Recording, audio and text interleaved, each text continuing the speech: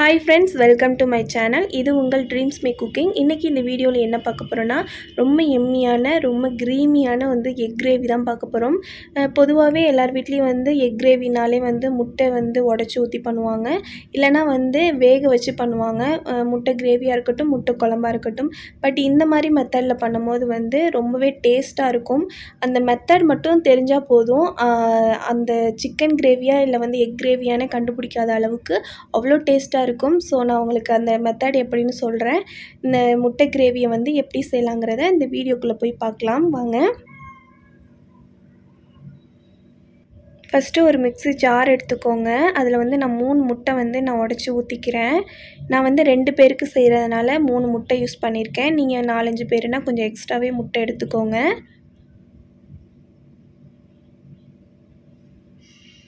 இதை நம்ம இப்போ போடுற பொருட்கள்லாம் இதை நம்ம மிக்சியில் போட்டு அடிக்க போகிறோம். ஸோ அதனால தான் நான் மிக்ஸி ஜார் எடுத்திருக்கேன். கையிலலாம் போட்டு அடிக்க முடியாது. இதுக்கு காரத்துக்கு நான் 2 பச்சை மிளகா எடுத்திருக்கேன். நான் கொஞ்சம் காரம் அதிகமாக சாப்பிட்றதுனால 2 பச்சை மிளகா எடுத்திருக்கேன். நீங்கள் காரம் கம்மியாக இருந்ததுன்னா கம்மி பண்ணி சேர்த்துக்கோங்க. இதில் நான் ஒரு 10-15 மிளகு சேர்க்குறேன்.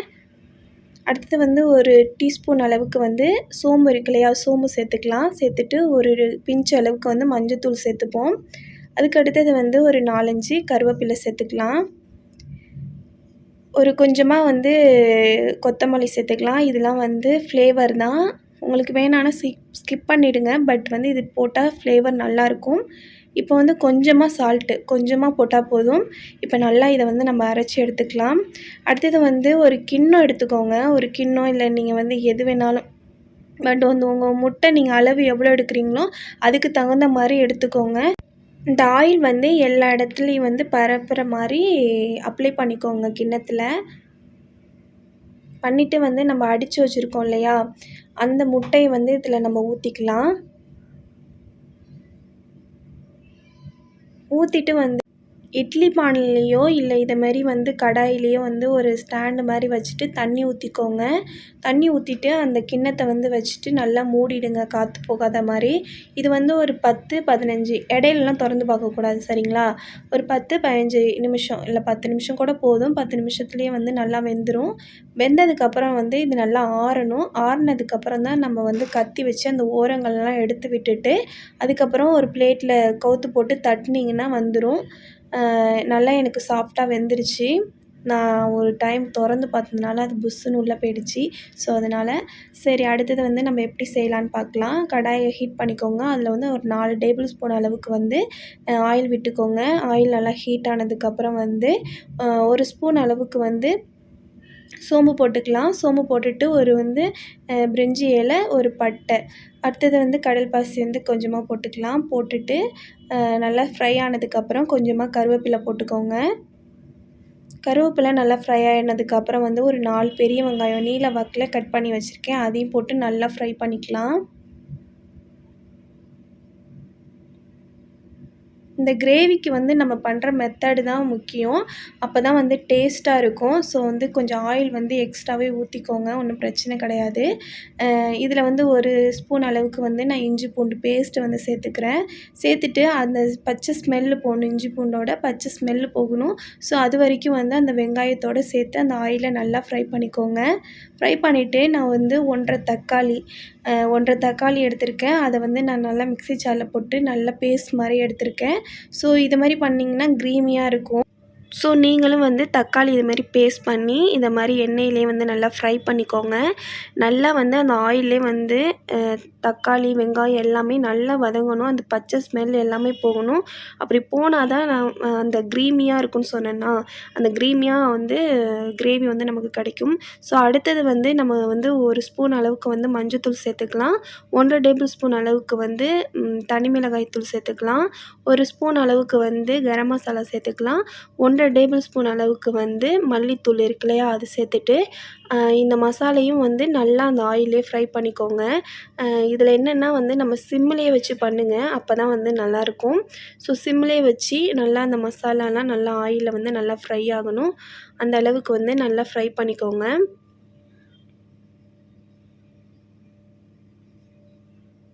இப்போ வந்து நல்லா கொஞ்சம் ஓரளவுக்கு ஃப்ரை ஆகிடுச்சி. இப்போ நம்ம என்ன பண்ண போகிறோன்னா கொஞ்சமாக வந்து தண்ணி சேர்த்துக்கலாம். ஒரு 1/2 டம்ளர் வந்து தண்ணி சேர்த்துக்கலாம். தண்ணி சேர்த்துட்டு நல்லா வந்து சிம்மிலேயே வச்சு மூடி போட்டு மூடி நல்லா வேக வச்சுருங்க. அந்த மசாலா, அந்த தக்காளி, வெங்காயம் எல்லாமே நல்லா வேகணும். வெந்தால் தான் அது வந்து நல்லாயிருக்கும். ஸோ நல்லா வந்து வேக வச்சுருவோம். மூடி போட்டு ஒரு 5 நிமிஷம் வந்து சிம்மிலேயே வச்சு பண்ணுங்கள். சிம்மிலேயே வச்சு 5 நிமிஷம் மூடி போட்டுடலாம். இப்போ வந்து நல்லா 5 நிமிஷம் ஆயிடுச்சு. நல்லா வந்து ஆயிலெலாம் பிரிஞ்சு வந்திருக்கு பாருங்கள்.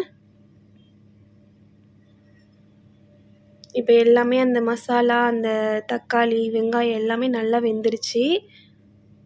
இப்போ வந்து இந்த ஸ்டேஜ் வந்து இப்போயே வந்து நல்லா க்ரீமியாக வந்திருக்கும். இப்போது இந்த கிரேவிக்கு தேவையான அளவுக்கு வந்து நம்ம உப்பு சேர்த்துக்கலாம்.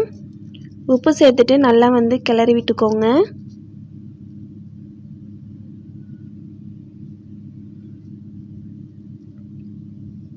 இந்த மெத்தடில் கண்டிப்பாக நீங்களும் ட்ரை பண்ணி பாருங்கள். அதுக்கு அடுத்தது வந்து நம்ம வந்து முட்டை வந்து வேக வச்சு இருந்தோம் இல்லையா, அதை வந்து நான் இதை மாதிரி கட் பண்ணி எடுத்திருக்கேன். நீங்களும் எந்த ஷேப் வேணாலும் கட் பண்ணிக்கலாம். உங்களுக்கு பிடிச்ச ஷேப்பில் நீங்கள் கட் பண்ணிக்கோங்க. இது வந்து கொஞ்சம் பன்னீர் மாதிரி இருக்கும், சிக்கன் மாதிரி இருக்கும் அப்படின்னு சொல்லிட்டு நான் இந்த ஷேப்பில் வந்து நான் கட் பண்ணியிருக்கேன்.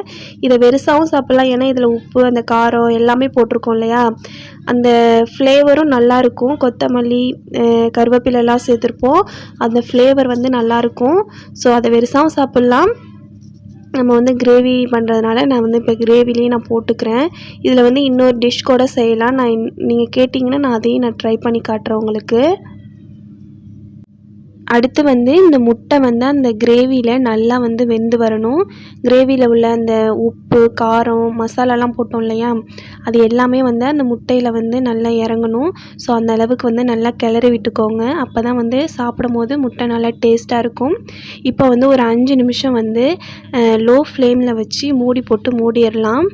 நல்லா வந்து நல்லா வெந்து வரட்டும். அப்போ தான் லோ ஃப்ளேமில் வச்சு பண்ணால் தான் நல்லாயிருக்கும். ஸோ 5 நிமிஷம் ஆயிடுச்சு பாருங்கள். எண்ணெயெல்லாம் பிரிஞ்சு அது அப்போயே நல்லா ஸ்மெல்லு சூப்பராக இருக்கும்.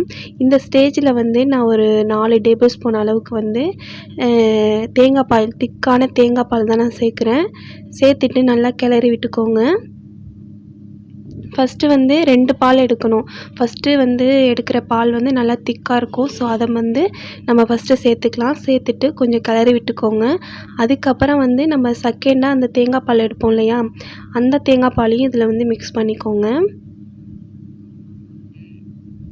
சேர்த்துட்டு நல்லா கிளறி விட்டுக்கோங்க. நான் இதில் வந்து காரம்லாம் கம்மியாக தான் சேர்த்துருப்பேன். உங்களுக்கு காரம் வேணும்னா கொஞ்சம் அதிகமாகவே நீங்கள் சேர்த்துக்கோங்க. நான் கிரேவியில் வந்து கொஞ்சம் காரம் கம்மியாக சேர்த்துருப்பேன். ஏன்னா நான் லாஸ்ட்டாக பெப்பர் சேர்ப்பேன். ஸோ அதனால தான் நான் ஒரு 1/2 டேபிள் ஸ்பூன் அளவுக்கு பெப்பர் சேர்த்துருக்கேன். சேர்த்துட்டு மேலே வந்து கொஞ்சமாக வந்து கொத்தமல்லி இலையை தூவிக்கலாம்.